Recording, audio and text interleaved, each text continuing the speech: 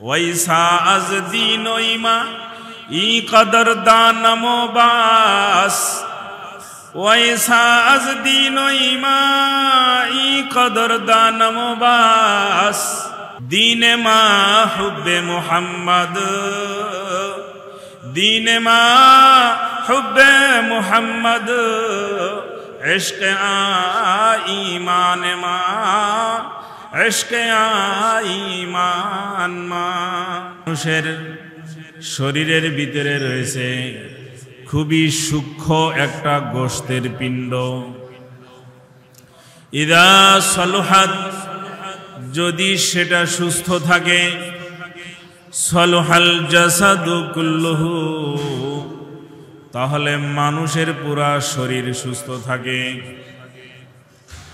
I ইজা বারিআত, যখন ওই গোশতের ওই সূক্ষ্ম পিণ্ড শয়তানের ওয়াসওয়াসা থেকে মুক্ত থাকে, সলুহাল জাসাদু কুল্লুহু, তাহলে মানুষের সকল অঙ্গ প্রত্যঙ্গগুলো ঠিক থাকে।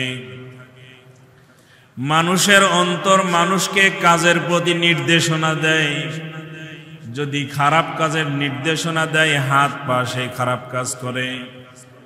যদি ভালো কাজের নির্দেশনা দেয়, হাত পা সেই ভালো কাজ করে।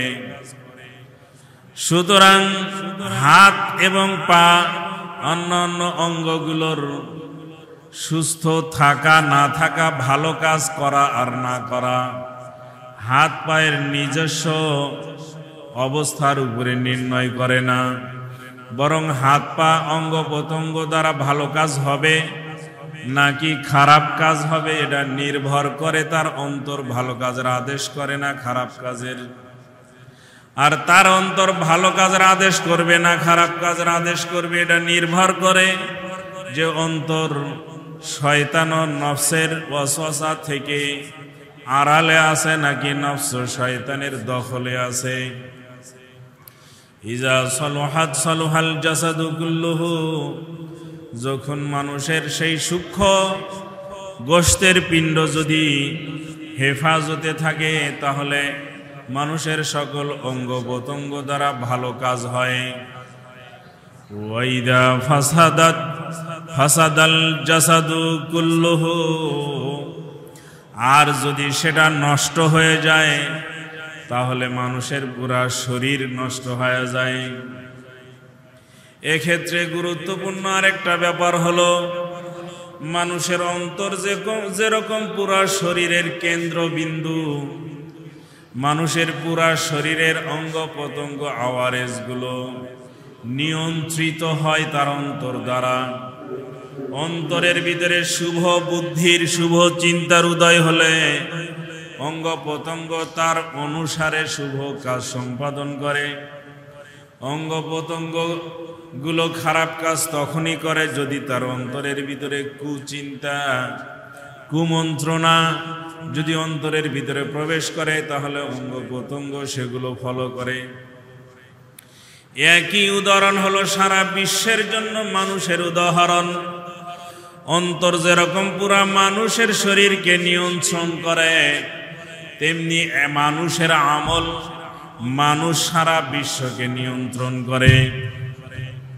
কথাটা গুরুত্বপূর্ণ হলো এভাবে, অন্তর যেরকম পুরা মানুষকে নিয়ন্ত্রণ করে, মানুষ পুরা পৃথিবীকে নিয়ন্ত্রণ করে। মানুষ যদি ভালো হয়, তাহলে সারা বিশ্বের সকল ইন্তেজামগুলো ভালো থাকবে। সময় মতো বৃষ্টি হবে, সময় মতো বাতাস হবে, সময় মতো রোদ হবে, সময় মতো গাছে ফল আসবে, সময় মতোই সব কিছু হবে যদি মানুষের আমল ঠিক থাকে। একজন মানুষ হলো দুনিয়ার সাথে মানুষের উদাহরণ হলো অন্তরের মতো। মানুষ যদি ঠিক হয়, মানুষের আমল যদি ঠিক হয়, তাহলে দুনিয়ার ইন্তেজাম গুলো ঠিক হয়ে যাবে। যাহারাল ফাসাদু ফিল বাররি ওয়াল বাহরি, জলে আর স্থলে যত ধরনের বিশৃঙ্খলা হয়, যত অনিয়ম হয়, যত অকল্যাণকর কাজগুলো সম্পাদন হয়, পৃথিবীর আনজামের ভিতরে, ইন্তেজামের ভিতরে, ব্যবস্থাপনার ভিতরে যত ধরনের অব্যবস্থাপনা দেখা যায়, জাহারাল ফাসাদু ফিল বাররি ওয়াল বাহরি বিমা কাসাবাত আইদিন নাস, তা হলো মানুষের আমলের কারণে এরকম হয়ে থাকে। তো মানুষের অন্তর যদি পরিশুদ্ধ হয়, মানুষের অন্তর যদি নফস শয়তান থেকে মুক্ত থাকায় অভ্যস্ত হয়ে যায়, শয়তান ও নফস থেকে অন্তর যদি আবরিত থাকে, তাহলে সেই মানুষের আমলগুলো সহি হয়ে যায়। তার রুকু সহি হবে, সিজদাও সহি হবে। রুকু সিজদা লম্বা হবে যদি হৃদয়ের ভিতরে রুকু সিজদার প্রতি আকর্ষণ থাকে। মোট কথা মনোজগৎ যদি ঠিক হয়, তাহলে মানুষের পুরা শরীর জগৎ ঠিক হয়ে যাবে। আর বিশ্ববাসী মানুষগুলো যদি ঠিক হয়ে যায়, তাহলে পুরা দুনিয়ার ইন্তেজাম ঠিক হয়ে যাবে। আগার দিল বানে তু আজা বানে,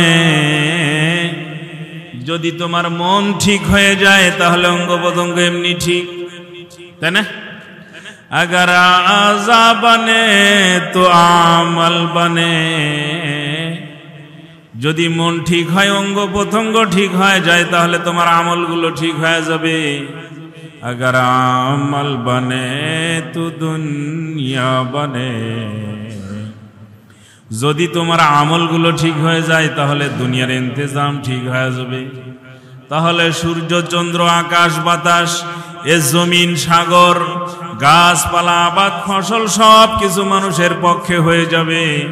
আগার আমল বনে তো দুনিয়া বনে, দুনিয়া ঠিক হয়ে যাবে। দুনিয়া ঠিক করার জন্য বিজ্ঞান আর প্রযুক্তির প্রয়োজন হবে না। বিজ্ঞান প্রযুক্তি দিয়ে দুনিয়াকে যত ঠিক করার ব্যবস্থা নেওয়া হবে, দুনিয়াকে আল্লাহ তাআলা তত আরো বিগড়াইয়া দিবেন। নতুন বিজ্ঞানের প্রয়োজন হবে, আগের প্রযুক্তি ফেলে দেওয়া লাগবে, আবার নতুন প্রযুক্তি তৈরি করা লাগবে। আগের প্রযুক্তি ছিল টিউবওয়েল, আর এখন টিউবওয়েলে পানি উঠবে না, সাবমার্সিবল করা লাগবে। আবার আল্লাহ তাআলা ইন্তেজামের ভিতরে ঝামেলা তৈরি করবেন, তখন আর সাবমার্সিবলে কাজ হবে না, তখন আবার নতুন কোনো মার্সিবল আনা লাগবে। দুনিয়া ঠিক করার সহজ বুদ্ধি হলো মানুষগুলোর আমলগুলো ঠিক করে দেন, তো দুনিয়া ঠিক হয়ে যাবে। আমল বনে তু দুনিয়া বনে, যদি কোনো মানুষের দুনিয়ার আমলগুলো ঠিক হয়ে যায়, তারা আখেরাত নিয়ে টেনশন করা লাগবে না। দুনিয়া বনে তো আখেরাত বনেগি, যদি দুনিয়া ঠিক হয়ে যায়, ওরা আখেরাতের জগৎ আগের থেকে ঠিক প্রস্তুত হয়ে থাকবে। ওয়াইদাত লিল মুত্তাকিন। পুরা এই আলোচনার সারাংশ হলো, আগার দিল বনে তো সব কুছ বনেগি। যদি মন ঠিক হয়ে যায়, দিলের চাওয়া ঠিক হয়ে যায়, যদি নফসের চাওয়া ঠিক হয়ে যায়, তাহলে আজা ঠিক হবে, আমল ঠিক হবে, দুনিয়া ঠিক হবে, আখিরাত ঠিক হবে, শত্রু ঠিক হবে, বন্ধু ঠিক হবে, সব ঠিক হয়ে যাবে। এজন্য প্রথম দেখার বিষয় হলো আলা ওয়া ইন্না ফিল জাসাদি লামুযগাহ। প্রথম দেখার বিষয়, পর্যবেক্ষণের বিষয়, সংশোধনের বিষয়, তত্ত্বাবধানের বিষয়, নজর আন্দাজির বিষয় হলো নিজের নফসকে সবসময় কি করা, পর্যবেক্ষণ করা। ওয়া নাফসিন ওয়া মা সাওয়াহা ফাআলহামাহা ফুজুরাহা ওয়া তাকওয়াহা।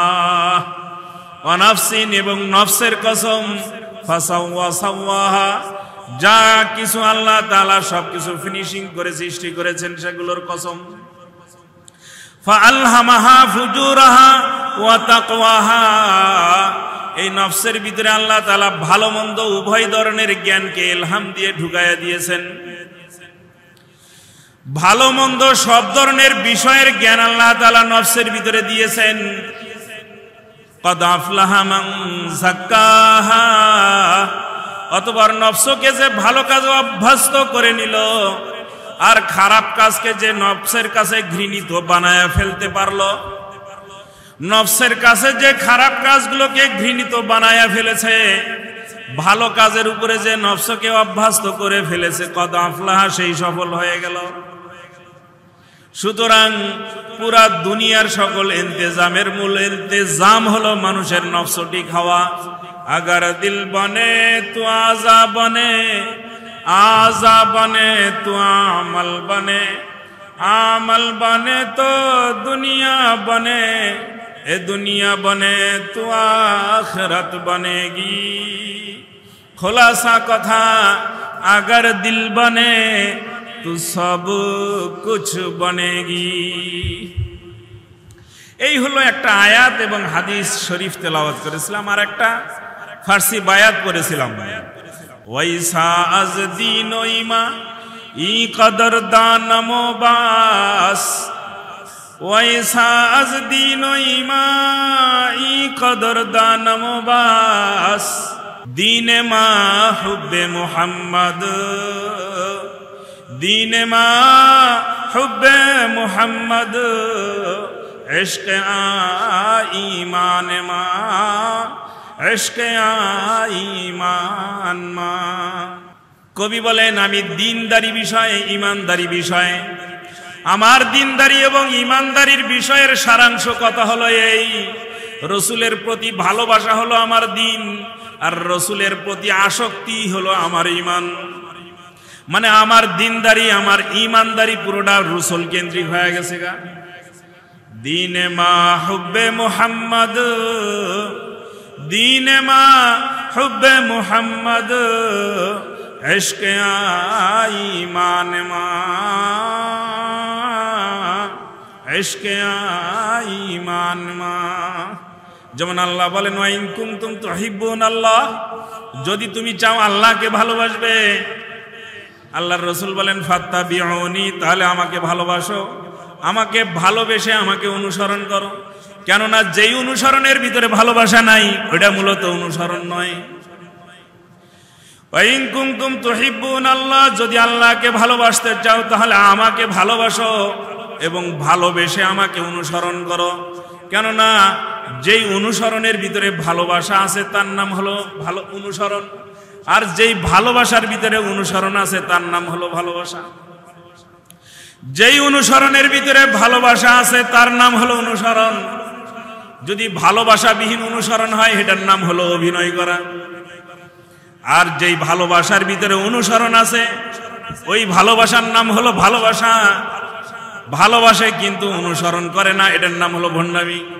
আশিকে রাসূল কিন্তু দাড়ি নাই, আশিকে রাসূল কিন্তু সুন্নত নাই, এটার নাম হলো, এই ধরনের ভালোবাসা হলো ভণ্ডামি। যেই ভালোবাসার ভিতরে অনুসরণ নাই সুন্নাত নাই এটা হলো ভণ্ডামি, আর যেই অনুসরণের ভিতরে সুন্নতের ভিতরে ভালোবাসা নাই এটা হলো অভিনয়। সুতরাং দীনে মা হুব্বে মুহাম্মদ, আমার পুরা দিনদারি হলো রসুলকে ভালোবাসা। ওয়া ইশকে ঈমান মা,